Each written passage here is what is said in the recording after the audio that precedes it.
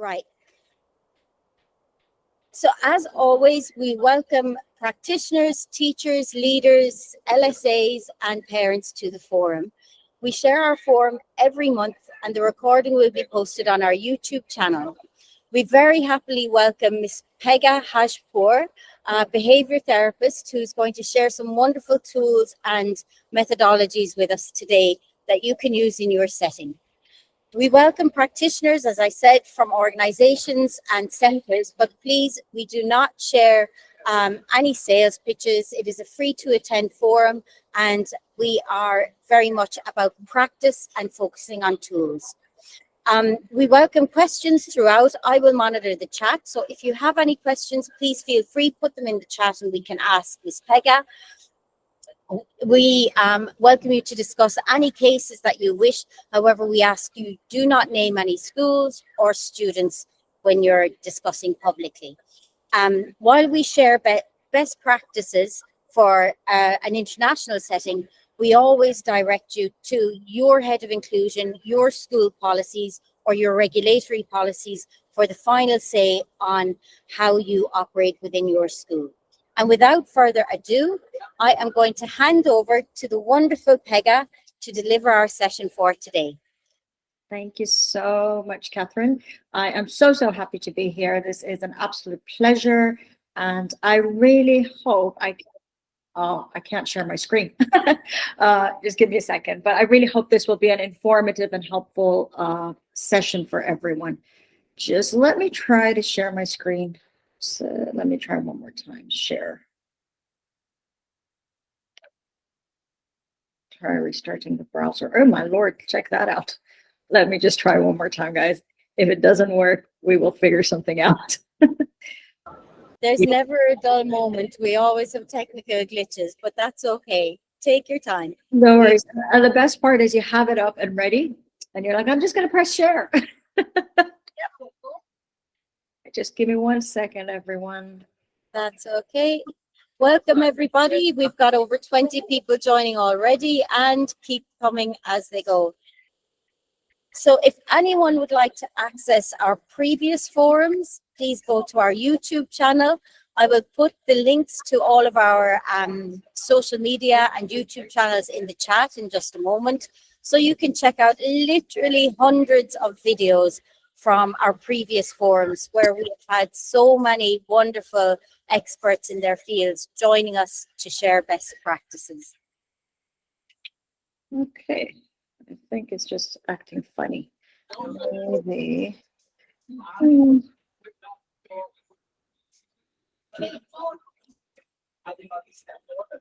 That does seem to be. Should I send it over to you and see if you can upload it?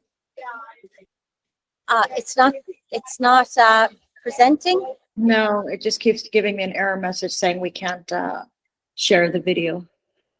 Did you share it with me? No? Oh, I think you shared the. I think I shared the PDF with you.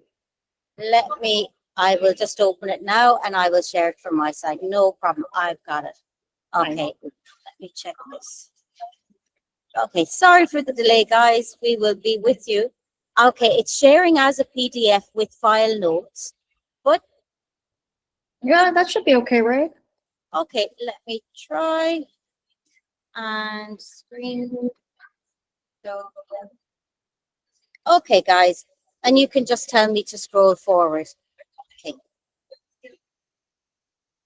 Okay, perfect. I'm terribly sorry that it looks so small. Let me see. You will get access to this. Okay. Thank you so much, Catherine. You're very welcome. Okay. So thank you again for your patience. Just a little bit about ourselves. So I'm Pegah Hajpour. Basically, I have a training and development center which focuses on providing behavioral therapeutic services and training services. What we cater to is providing workshops to schools, nurseries, and for educational purposes. We provide therapist supervisory services. This is one of our big things. So as a BCBA, I provide a lot of supervision for RBTs, LSAs, etc. student program development. So in terms of SEND students, I do a lot of assessments where I'm able to then provide skill programming and their behavior plan. And I do a lot of parent coaching, because no matter how much you and I are able to do within the school setting, etc., at the end of the day, it is the parents who would be required to really put in a lot of effort as well to make sure what's happening at school is also happening at home. My background is that I come from a background of health psychology, but I went down the route of behavior analysis about 16 years ago. So I was very fortunate to be part of the start of ABA, I would say, within the UAE. And it's come a long way. ABA has come a long way in the UAE. There's much more recognition of what services should look like, what appropriate services should really look like. And I'm really, really happy to see where things are going within the UAE, particularly in Abu Dhabi and Dubai. Mental health advocate as well. I think when I grew up in Dubai, so things were very different back I would say, I'd be giving away my age, but 40 years ago, things were very different when it came about mental health. But there's less stigma now, and I'm really happy to see that. I'm really happy to see that right now. I'm also a full-time aunt. I have 3 lovely nephews and a wonderful niece, and I am a dog lover. So this is a little bit about me, and everything I do sort of is about children. This is what I do. I love children. And I think part of the strategies that I'm going to share with everyone today is things that I use every day. I use every day in my own practice. I use every day at home, and it's kind of become second nature. It's like breathing for me. And I really hope you'll find these tools helpful for your students in your classroom. Okay, so we're going I'm just going to go through the agenda now. I'm going to be talking about ABA strategies for teaching and behavior support within the classroom setting. Okay, and what we're going to touch on is first understand the key ABA principles, talk about the strategies that you can start using, and then why collaboration across the board is important for student success. And then hopefully we'll have enough time for some Q&As and, a little discussion if possible. So I was hoping to put a poll in there, but clearly my system is, acting all funny. But how many of you have really used ABA strategies? How many of you think you've actually used ABA strategies within your classroom settings? If you could maybe just put a yes in the chat box, that will kind of give us a little hint of perfect. Okay. Well, if you have used it, if you haven't used it, hopefully this is where you're going to learn about ABA and how some of the strategies you're using might already be what we call ABA. Okay. So yeah, so far nothing in the chat yet, but I'll keep an eye and we can check. Excellent. Thank you. So what is ABA? ABA is really about the science of human behavior. It is studying that science of human behavior, and it is the specific application of this science to solving real-world problems, okay, in the form of therapy or intervention. So it's really about understanding how we can improve human behavior. And this is across education sectors, therapeutic sectors, parenting, and anything that we use as an intervention is obviously going to be evidence-based and highly individualized. Just a side note, when we say evidence-based, just be mindful that just because something is evidence-based doesn't mean it's ethical. So always look out for that. Make sure the processes or the strategies that are being presented to you are actually ethical, okay? And I'll touch on that as we move along. 4 key concepts in ABA: reinforcement, antecedents, consequences, behavior functions, and data-driven decisions. I'll go through each of these I would love to go in detail, but each of these would cover too much time, but I will introduce you to the points and why these are actually important in supporting you have more powerful classrooms, so to speak. So first things first, when you're understanding behavior, that would be what we call the ABCs of behavior, which is on the next slide, okay? So as a behavior analyst, what I look at is the environment in which the student is engaging in that target behavior. Okay, that is what I'm looking at. I'm going to look at the antecedent. What is triggering that student's behavior? All right, and then I'm going to look at the consequence. What happens after he engages in that behavior? What is the thing that makes this child continue engaging in this behavior over and over again? So what's the payoff? All right, so it's really important that when you're understanding behavior, look at the ABC, because it's really going to help you. You're going to see a pattern of what is happening and why is this child engaging in this specific behavior. Okay, so let me give you an example with this. All right, it's, I think, in the next slide. Basically, you have a student who engages in a behavior of ripping papers. Okay, he rips a piece of paper when the teacher gave him the worksheet. So the antecedent would have been that the teacher gave him a worksheet, the student rips the paper. What happened after it? What was the consequence? The paper was removed and he was sent to a quiet corner. Now, when you look at that, right, when you look at that, you're like, well, you know, he's being punished, so to speak. But no, what in fact is happening is potentially that this child's behavior is being reinforced. He might actually just not want to work. And what we did right there and let him go sit in that quiet corner is give him what he wanted. So his behavior of tearing that piece of paper was reinforced. And guess what's going to happen?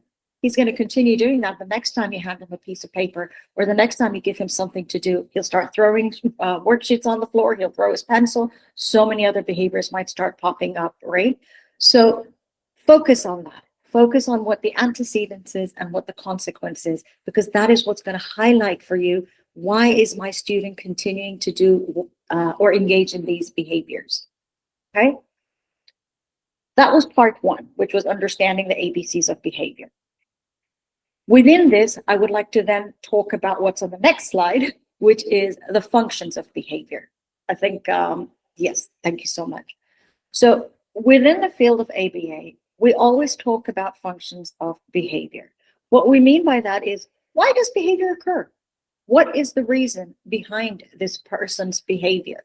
Okay, and there are four main functions. One would be escape avoidance. I really just don't want to do something, or, you know, I just don't want to do it. So I will engage in a particular behavior to escape that task. Another would be access to tangibles, which means I really want to gain access to an activity, an event, a person. So I will engage in a particular behavior to get access to that. Access to attention. I want my teacher's attention, my peers' attention, my brother's attention, whatever. So I will engage in any form of behavior to get that attention. And then we have the final form, which is automatic or sensory. And this might be something that the child engages in because it is reinforcing to them internally. So think about hand flapping. Think about rocking back and forth. These are potentially automatic or sensory maintained behaviors. And there is no need to stop those behaviors, just putting that out there. But it's just to understand why the child is engaging in that behavior, okay?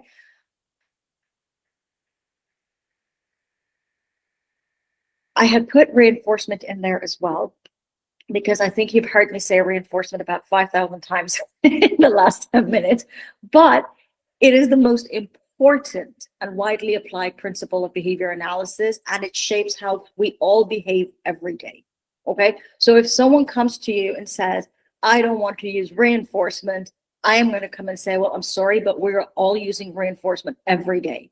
Just think about it this way. When you're brushing your teeth, right? When you're brushing your teeth, that behavior is reinforcing, because guess what? You're going to have a shiny smile and you're going to have fresh breath. When you use an umbrella when it's raining, guess what? You're not going to get wet, right? When you take an aspirin, when you have a headache, what's happening there? That headache is going to go. So your behavior of taking that aspirin is reinforcing. When, I don't know, you drink a cup of coffee first thing in the morning, oh my God, how reinforcing is that, right? I love my job, guys. I really do. But I go to work to get paid. Okay. Money is reinforcing, because guess what? Money will help me buy those bags and shoes that I love. Okay. So we use reinforcement every day. So if we are being naturally reinforced, why can't we apply that in the classroom with our students? Why can't we design reinforcement schedules that will help our students thrive. Okay? There are two different kinds of reinforcement, and they always increase behavior. So if someone comes and tells you, I tried reinforcement and it didn't work, they just weren't applying it properly. Okay? But reinforcement will always increase behavior. When I say positive or negative, don't think about it in the sense of good or bad. I just want you to think about it mathematically. Okay? So when I say positive reinforcement, you're adding something to the child's environment. When I say negative reinforcement, you're removing something from his environment. But in both cases, it's something that he wants. And it's something that is preferred by that student. Okay? And the key is consistency. Make sure your reinforcement is consistent. Okay? I'm going to give you some examples that's really going to help you kind of grasp this positive and negative reinforcement topic.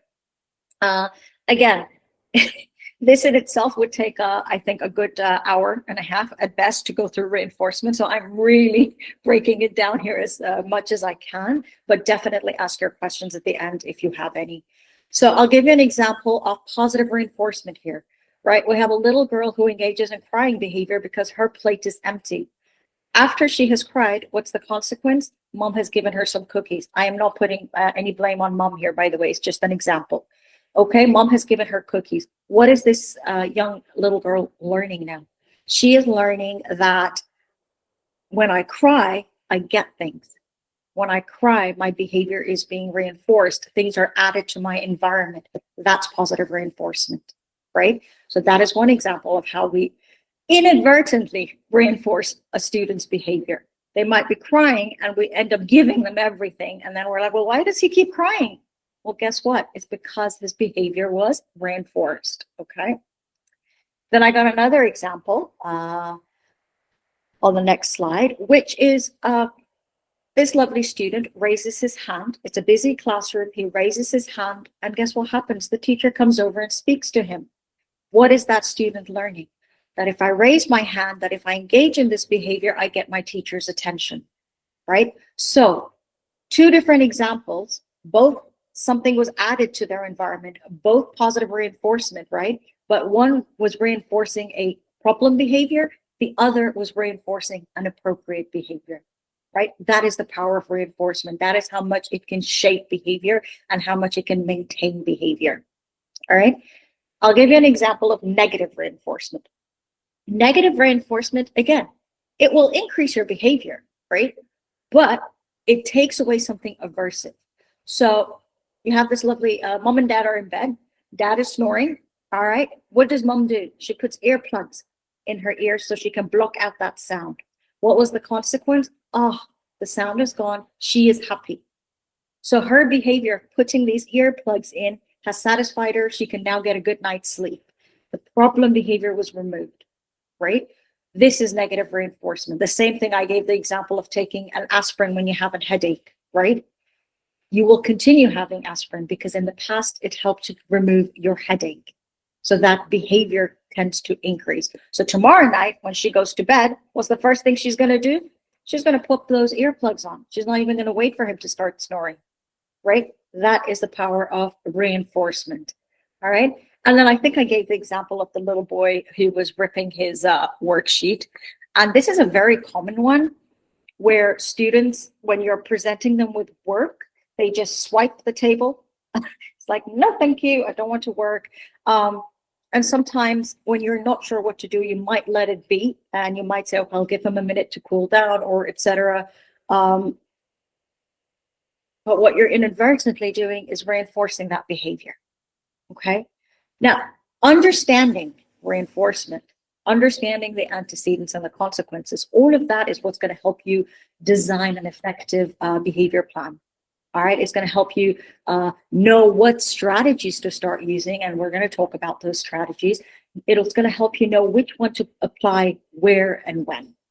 Okay, so if we can go to the slide about when behavior is challenging. Thank you. Okay, so remember, based on what we're kind of chatted about right now, all behaviors occur because you as the student, you as the person are getting something out of it, right? I wouldn't do something if it wasn't getting me something. right? So in ABA, we call this the function of the behavior. I will continue to do it as long as it serves a purpose. The minute it doesn't serve a purpose, guess what? I'm going to stop doing it and I'll start doing something else, okay? But we need to understand that there's a difference between challenging behavior, I would say, and just, a day-to-day misbehavior, so to speak. All right. Remember, when students are engaging in those challenging behaviors, so to speak, they are not giving you a hard time. They are actually having a hard time, okay, processing their own emotions, self-regulating, and so forth, okay? So I want to break down a few things about what challenging behavior is in terms of ABA, okay? And it's on the next couple of slides. We usually call a behavior challenging if it interferes with the child's learning and if it hinders their engagement in pro-social interactions, okay? So basically, if it just isolates them, so to speak, and we don't want that, right? So here are some examples of what I call challenging behavior. Tantrums. These are basically defined as unstoppable crying, screaming, sometimes, stomping with their feet. Self-injury, behaviors such as headbanging, self-biting, hair pulling, face slapping, skin picking. Those are challenging behaviors that you would want to target.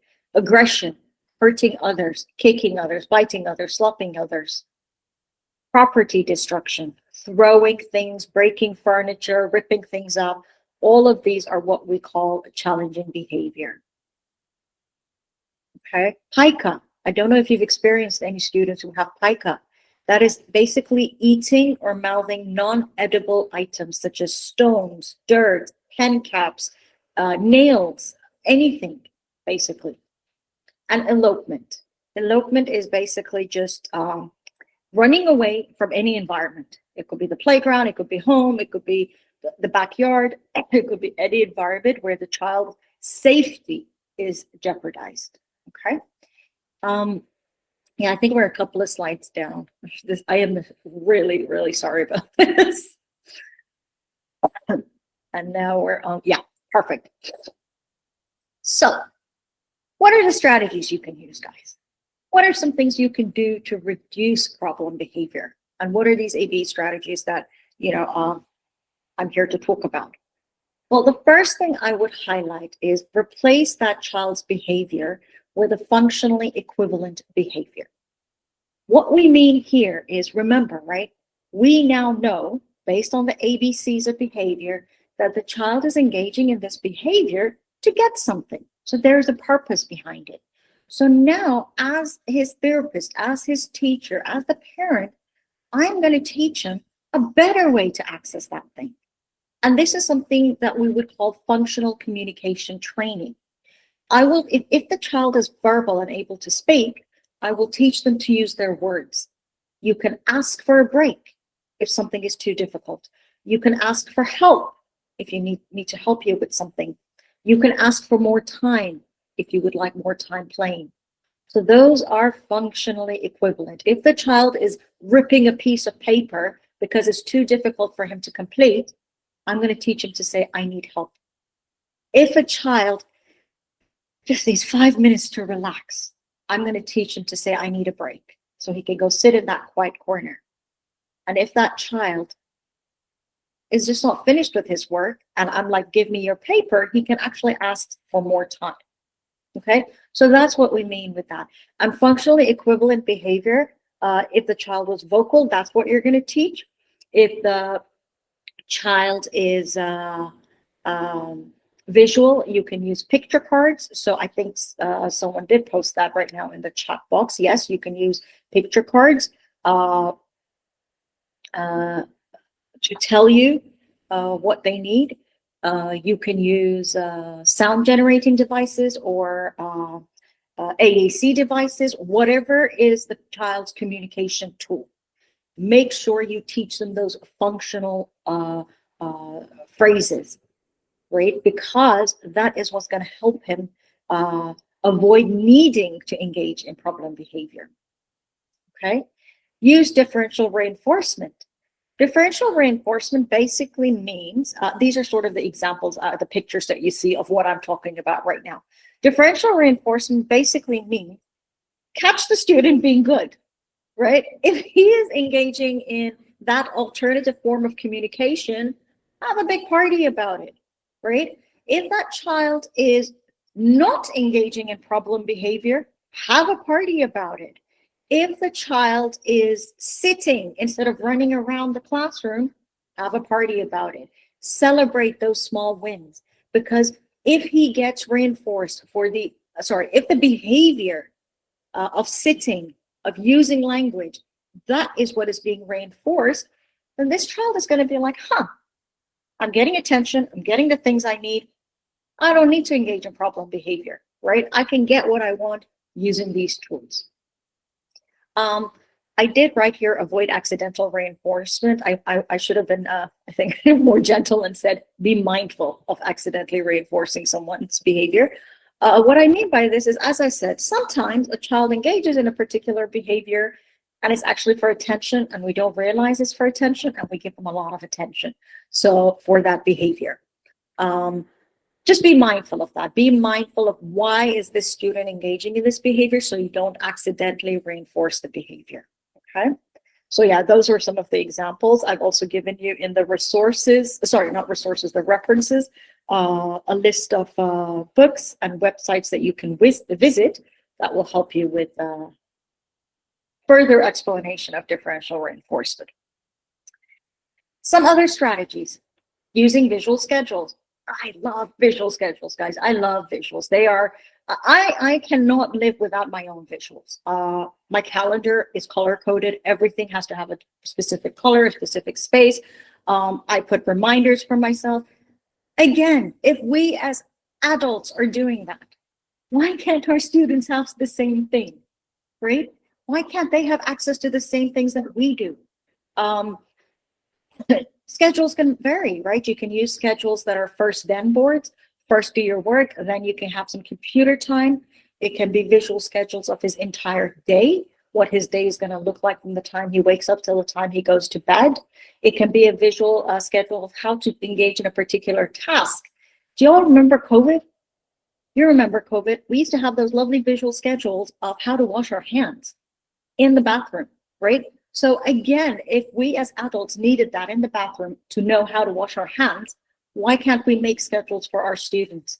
If it's about cutting a piece of paper and gluing it together, so he knows the steps, right? Because guess what?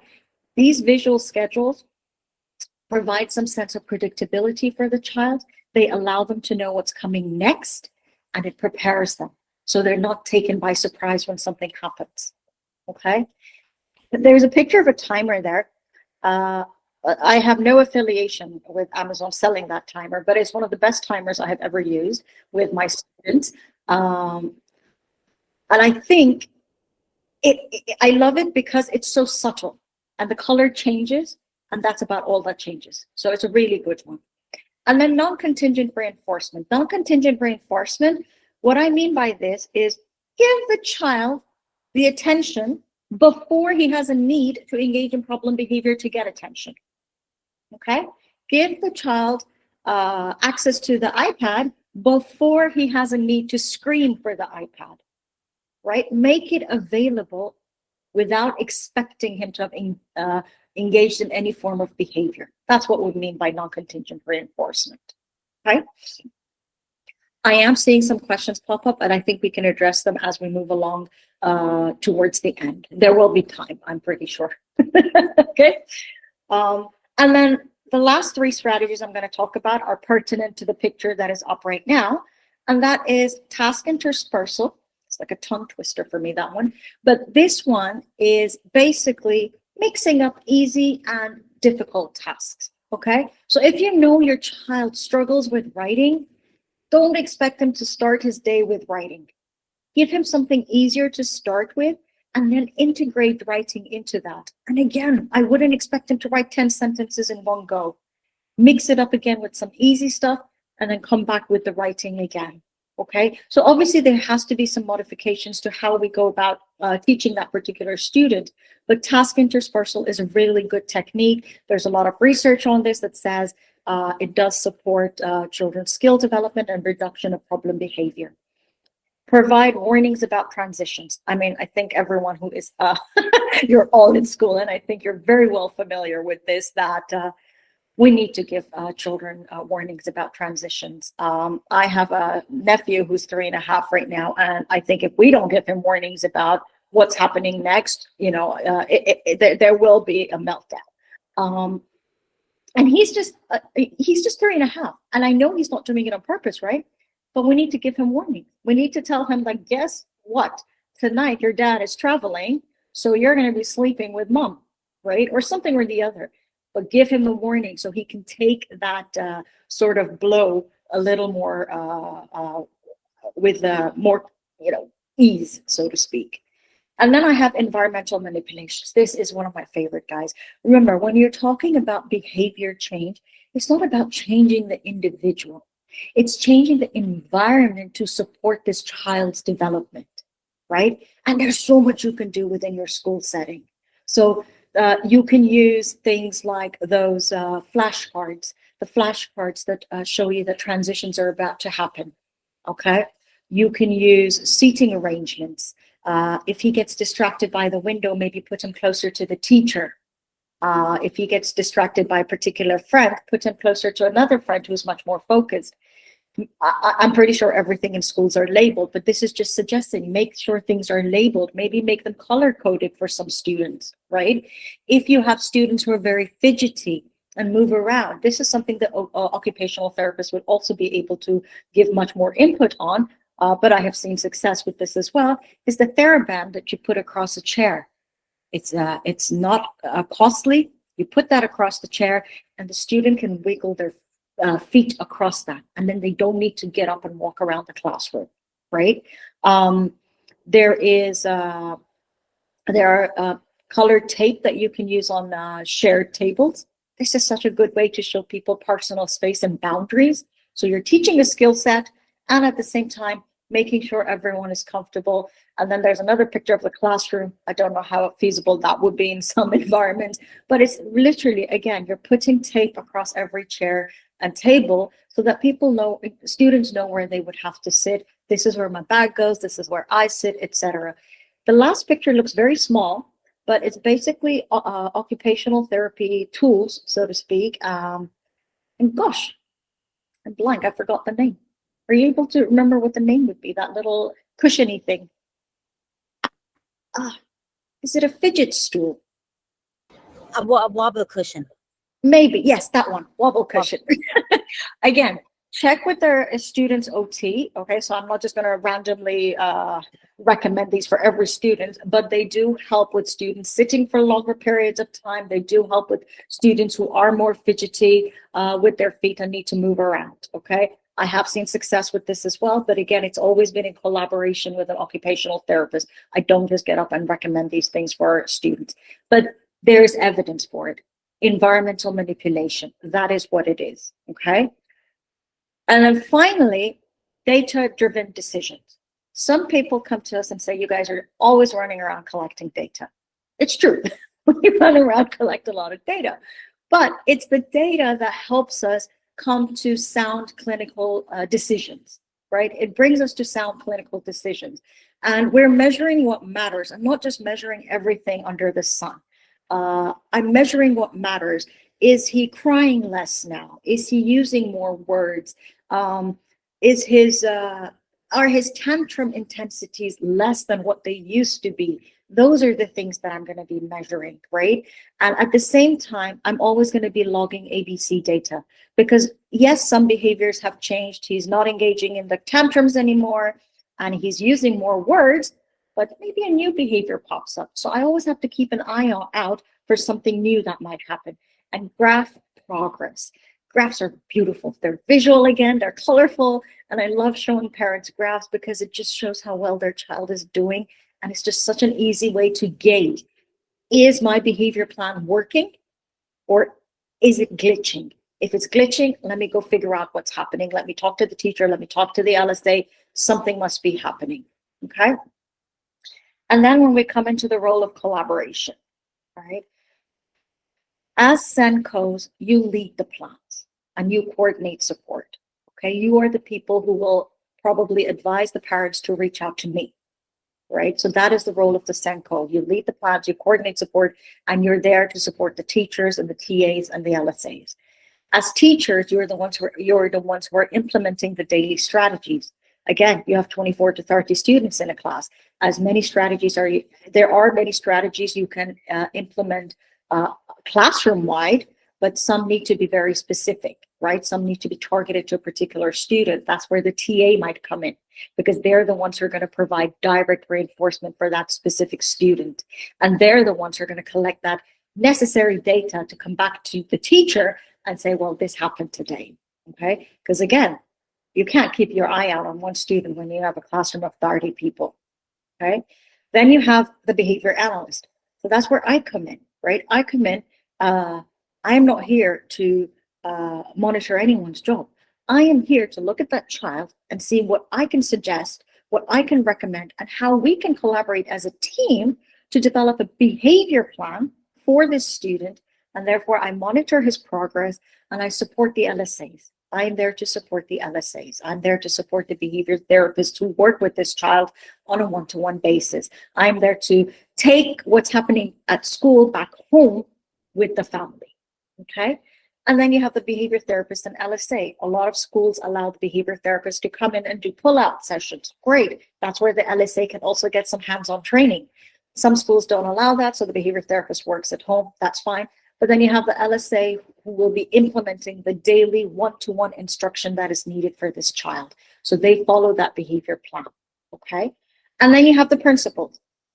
They are sort of supporting the entire team, and they are the ones who are responsible for allocation of resources. I wanted to put parents in here, but it didn't fit my little design over there. But parents are key. Parents are key in this, right?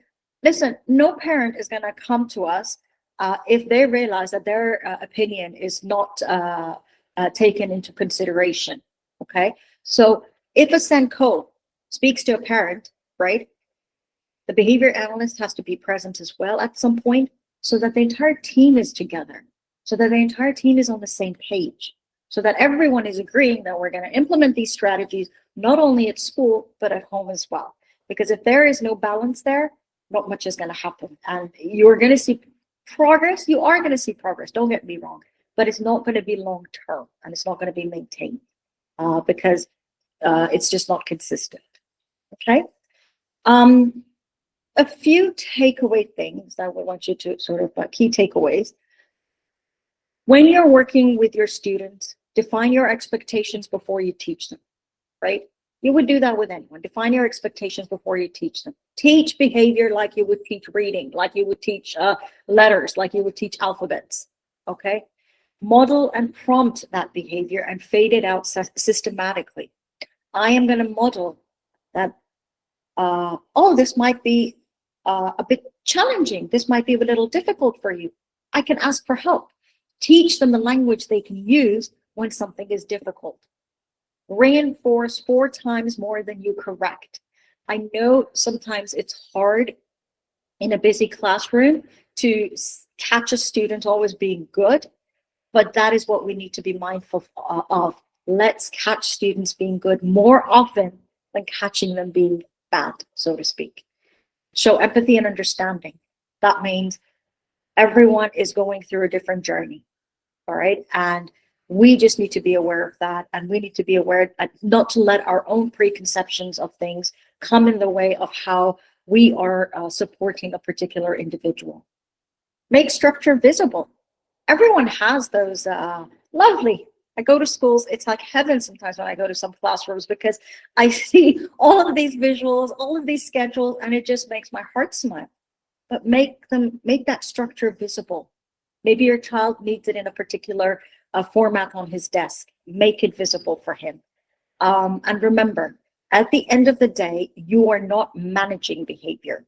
That's a personal thing for me. I don't like people say I'm managing behavior. No, you are shaping it. Okay, we cannot manage behavior. We are shaping it, guys. Start using that language. You are shaping behavior, right? Again, I'm absolutely terribly sorry about this technical glitch, but I really hope that it has kind of been easy to go through the slides with Dr. Catherine, and you've managed to see how a beneficial ABA can be within the classroom setting. And now I am here. We have quite a bit of time, I believe, that you can ask your questions and we can have a discussion. Okay, we have almost 50 people with us at the moment, so I'm sure we will have lots of questions. Thank you so much, Pegah, for the insights. They've been really interesting. So far in the chat, we have a question around the visual cards. So can we give them visual cards around being angry, I believe Hayat has asked. Hayat, if you're there, do you want to ask us? Perhaps not, but we can see the question in the chat. Mm-hmm. Okay, so I'm just trying to clarify, are you trying to give him a visual card so that he comes and tells you that he's angry? That's how I understood. Maybe it could be. Okay, I just added a comment. Okay, so it wasn't a question, it was a comment. Okay. So let's come to the next one. We have Noreen has been saying, my student is always screaming and roaming about. He is in the habit of thumb sucking. So I think perhaps let's focus on that part. If a student is in the habit of thumb sucking, what kind of tools or strategies might we use to support that? Okay, this is interesting because speech order is there as well. I'm thinking speech disorder. So Noreen, if your child is thumb sucking and we have established that he has a speech disorder, then this is an area that the speech therapist would really be needing to give insights to both the teacher, the Senko. I'm not sure what your role is in the students' therapy, but that is something that I would say the speech therapist would have to be giving some input on, because I could tell you to get a chewy tube, right? But maybe that's not what he needs, right? Maybe that's not what he needs. So is it comfort? Do you think it's comfort? You need to figure out, that's where ABC data comes in. When does he start sucking his thumb? So what triggers, what is the antecedent? What happens before he puts his thumb in his mouth? And what happens after it? Obviously, I think the after is the comfort he gets, but it's important to know what the trigger is. And then maybe we can work on the trigger to prevent sort of the behavior from needing to occur. Okay, thank you. Our next question from Soraya. One of my students sometimes experiences sensory overload and begins screaming or laughing. When I try to guide her to a calming corner or remove her from the environment, she refuses and does not follow any strategies. I believe it may be because she feels excluded. In such situations, how can I effectively help her while ensuring she feels included and supported? What a wonderfully put question. Thank you, Soraya. Well, and if you're here, Soraya, please feel free to chime in. You can contribute. Yeah, if you wish.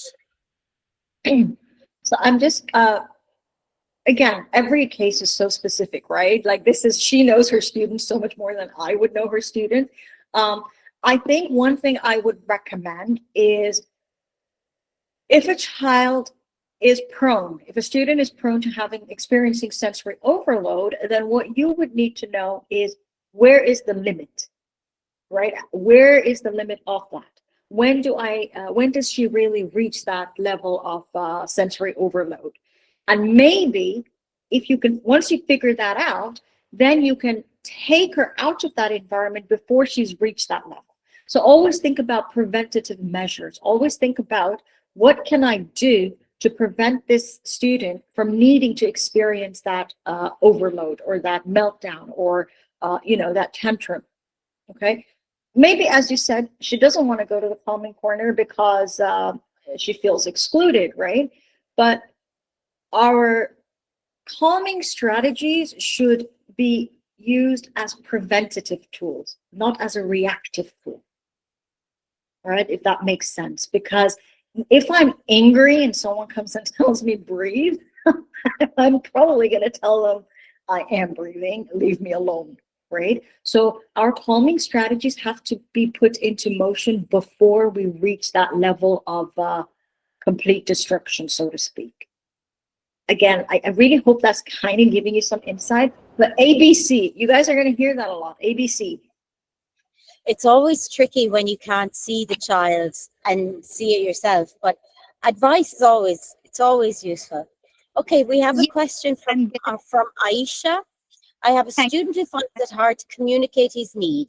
I have used visual cards for feelings on what he can use, but sometimes when he gets overwhelmed, he uses bad words. So I wonder, how could we help students avoid using bad words? Well, that's a tricky one because Yeah. you need to understand this. The dynamic behind that. It's huge because where is he hearing all that language to start with, right? Someone is shaping that behavior, and someone is reinforcing that behavior, and sadly, maybe it's at home, right? The other thing I would look at again, if he's feeling overwhelmed and you're saying that the visual cards of feelings are not working, then I would say the visual cards of feelings might not be what you need to use. And instead, you need to use communication tools that actually communicate what he wants. Because him telling you I'm angry is maybe not solving the issue. Maybe he needs to tell you, I need a break. Right? Or maybe he needs to tell you, I need help. So find out what it is that he's struggling with. Because if I can't do something, I get frustrated, right? But saying I'm frustrated is not helping me. Whereas if I say I need your help, you're going to come and help me. With the bad words, I wouldn't bring attention to it initially, but I would also try to see how often he's using it, where he's using it, and what happens when he uses it. Think to yourself right now, if he says something bad, what is it that you have done? What was your consequence? You can chime in, by the way. What was your consequence?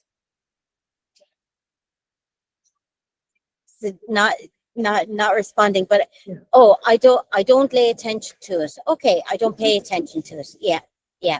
Okay, you don't pay attention to it, and that's good. What I would do at that point is wait for him to do something good and reinforce that behavior, right? Or sometimes I do something that I call sort of interruption, where it's like he'll say something bad, you don't pay attention to it, and then you might ask him, hey, what's 2 times 2? And he'll tell you 4, and you'll be like, wow, that's amazing, right? You're redirecting attention to something he's still speaking, but it's appropriate speech. And that's what you're reinforcing. Okay, and let's see. Noreen has a question. Her student loves to make sounds and want to be busy with his hands. It's quite broad, really, isn't it? But I would imagine you're going to come back with what is causing him to be busy with his hands. He's the same student who was sucking his thumb, I think, right?